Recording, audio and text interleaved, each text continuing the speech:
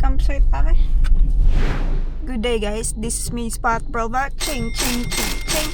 Today guys is naghahanap tayo ng campsite na pwede nating makakampingan dito sa may Albor, Bohol. But nandito tayo sa Sukupi campsite, which is parang wala namang makakampingan dito. So yeah, balik tayo sa ating dinaanan kasi walang campsite talaga dito.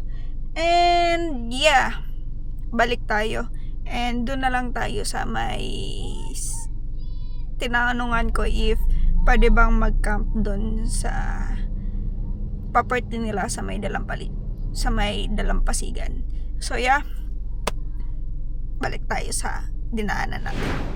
So we are here, tingnan natin if may pwede bang makapag-overnight dito. Meron siya dyan. Ayo, pwede maka-overnight camp dere? Dere ta, try na to dere. Overnight? Oo, kaming hapon. Mag-camp para ko ba? Ako raman isa. Walay tao dere ini gabi. Pero siradaan naman kanan ninyo ng kuan dere. Oh, okay. Kay pa. Makaagi raman ka na kay Hunas ron. Nagkuan ko, nag-vlog mangod ko. Yan. Magpalupad kog drone yan ang nako dere. Butang ko ni. Natawa niya ako ang Ay mo dahil i-promote niya. ay, so naata diri ahan usa ni na pangalan diri ma'am na kuan Laya Baklayon. Laya Beach. Laya Baklayon. Laya Baklayon. So dara si ma'am. Say hi ma'am. Hi. So muna siya tagiya diri ang nagbantay. So naata diri gitugtan ta na mag-overnight diri and then so yeah, I hope na makakuha ta og sunset og sunrise karon. Sunset. O diba kanindot ba oy? This is nature. So pinita mo na og diri pero wala tayo dala underwear. So yeah, pinita makalakaw-lakaw diri unya. Dirta. So ato ang himuon ron kay kuhaon na to ang tong sakyanan and then magkuha ta sa itong mga gamit diri. So yeah, let's go.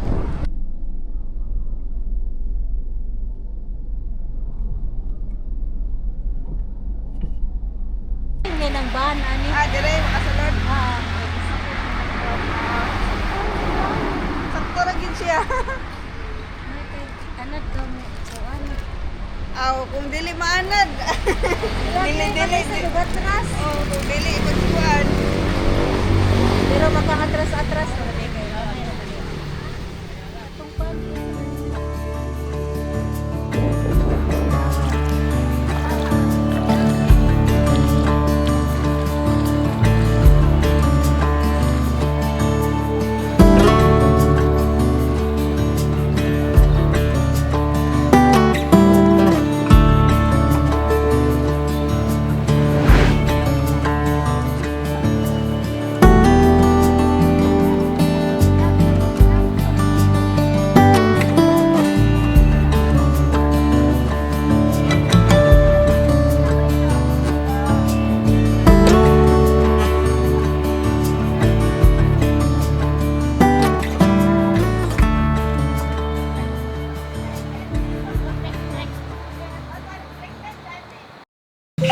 So, hello guys, yeah. Hapon na, gabi na. Anong oras na? 6:13 na. So, ang gagawin natin is that mag-aayos na tayo ng camping tent natin dito. Dito tayo matutulog. Sana okay to. Comfortable sana to. At saka yun, magluluto na din tayo at gagawin natin yung mga dapat gawin natin. So, yeah, ilang beses ako nayandak doon. Pero, damn, ang ganda ng sunset at saka hindi ako makapagantay na mag-umaga. So, pabilisan na to kasi gabi na. Need natin i-set yung camping tent natin. So, yeah, let's go.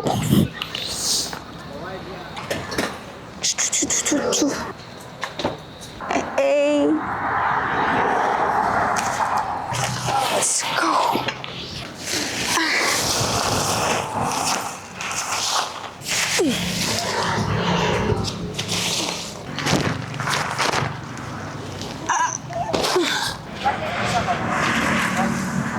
So, bumili pala ako ng soft drinks na Sprite at saka ice para meron tayong panghimagas niyan. So, let's go.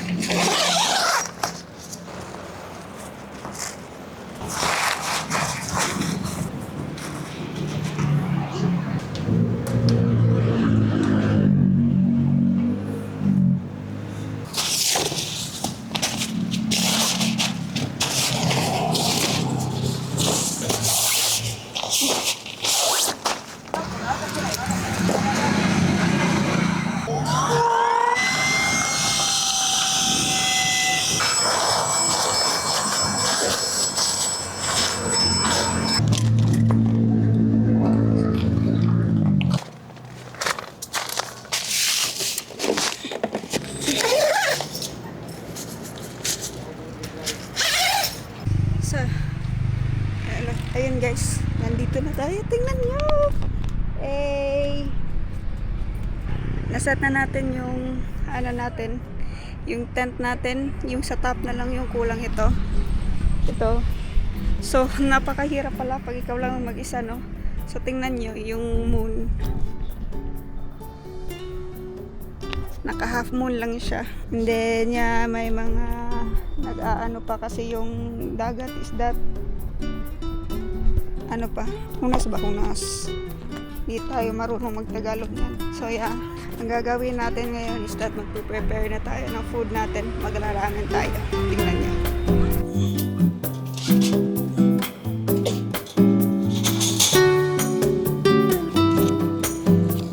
Paypayan nyo lang ng maigi tapos matatapos na agad yan.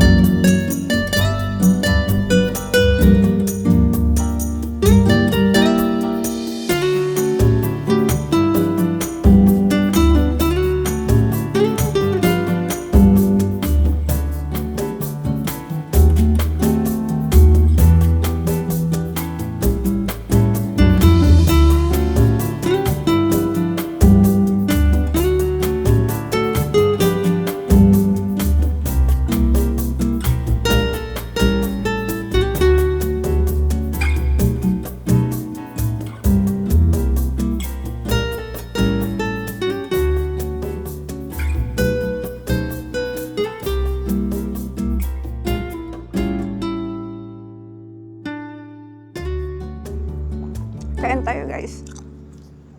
Ay, ramen. Dek. Ulam ko kaninang umaga. Sangyup. Sangyup. Hey, let's eat. Kain sa dalampasigan. Okay. Nip.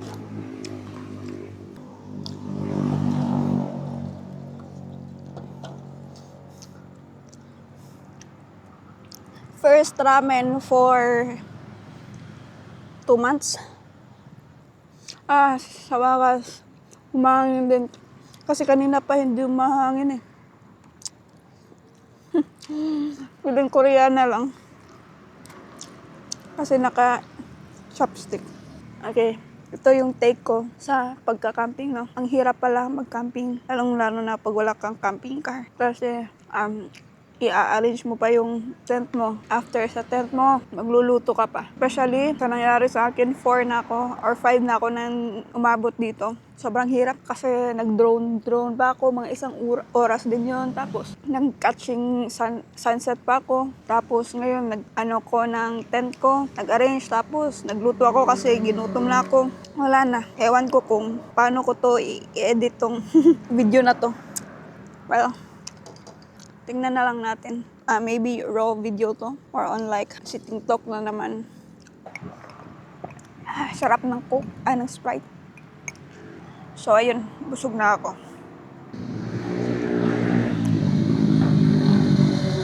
So, bukas, tingnan na lang natin kung makakapag sunrise tayo. Dapat gigising tayo ng maaga. So, ayun. Good night na, guys. So, hello guys. Good morning. So, nandito tayo sa loob ng sasakyan kasi sobrang lakas ng hangin doon sa sa labas. Parang dadalhin ng hangin yung tent natin. So, I decided to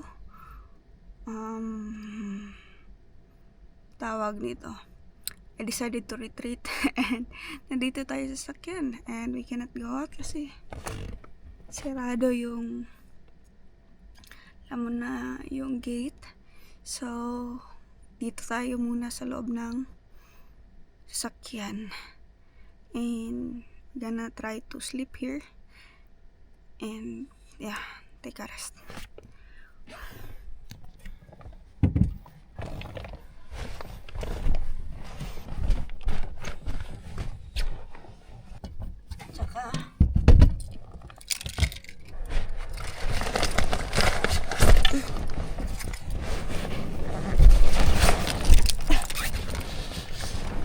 Sheesh.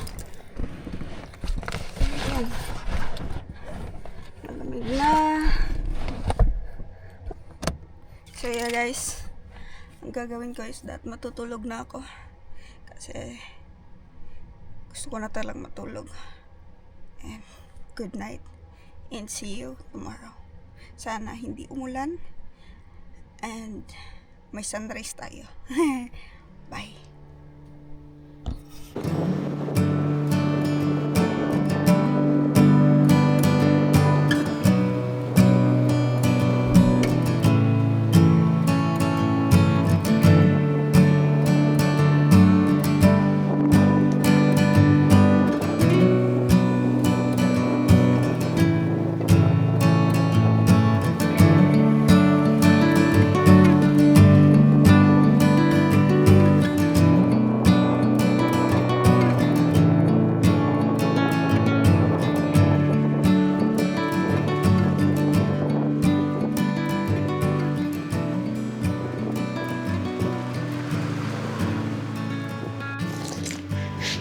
So hello guys, good morning, and today is Sunday and today is August 16.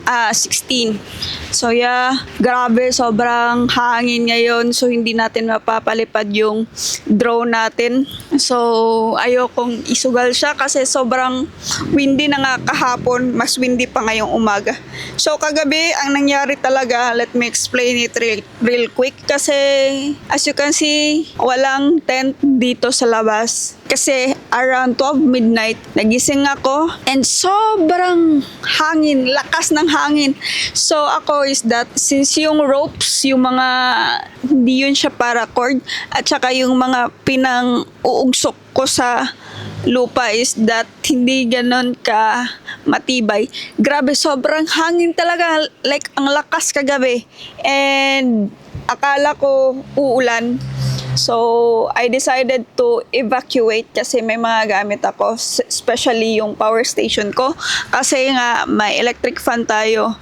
And I decided to go to the car. kinuha ko yung mga gamit ko, nilagay ko sa loob ng sasakyan. At saka, yung tent ko din is that inayos ko. Yung ano din, yung canopy is that mabilisan lang na tinupi. Like yung nirolyo ko lang kasi mabilisan lang talaga kasi akala ko talaga uulan ng malakas kagabi. And yeah, thankfully hindi umulan. At saka natulog ako sa loob ng sasakyan. Thankfully, meron tayong yung tinatawag na yung inflatable bed, yung manipis lang. And nakatulong siya, nakatulog ako. Pero sobrang init sa loob ng sasakyan. And yeah, ang hirap pala mag-tent or mag-camp sa Dalampasigan kasi pag sobrang hangin niya guys, pag sobrang hangin, wala talaga. Kawawa talaga yung tent mo. Except kung yung tent mo is or yung dala mo is camping car. So yeah, maganda pag may camping car. In God's grace, makukuha ko rin yun. Pero for now is that since hindi natin mapapalipad yung drone natin, ang gagawin natin is that aayusin na natin to para magpe-prepare na tayo para umuwi.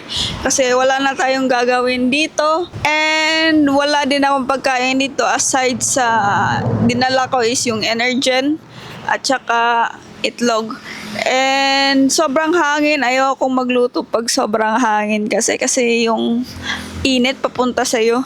So yeah, grabeng experience to. First time ko pa lang pero nagsistruggle na ako. Guys, expectation versus reality. Grabe talaga yung expectation versus reality. Pero hindi natin to susukuan. But anyways, and again, I am Spot Brova.